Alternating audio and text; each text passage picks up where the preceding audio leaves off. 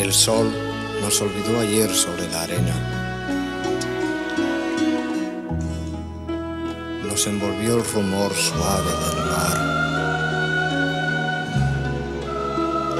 Tu cuerpo me dio calor, tenía frío.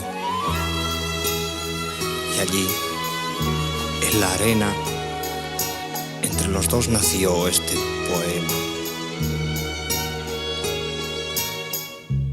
Este pobre poema de amor para ti.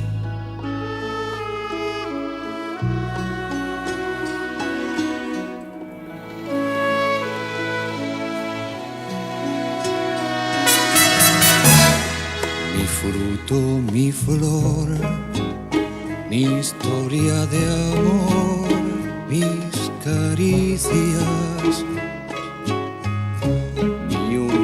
de candil, mi lluvia de abril, mi avaricia,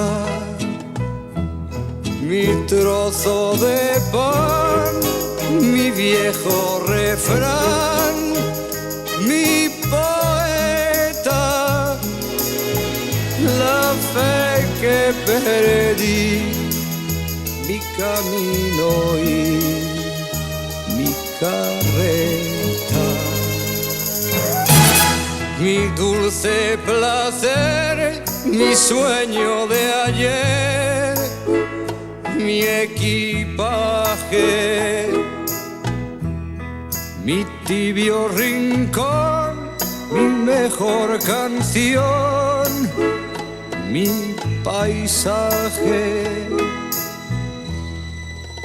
mi manantial, mi cañaveral, mi riqueza, mi leña, mi hogar, mi techo, mi lar, mi nobleza, mi fuente, mi sed, mi barco, mi red y la arena donde te sentí, donde te escribí.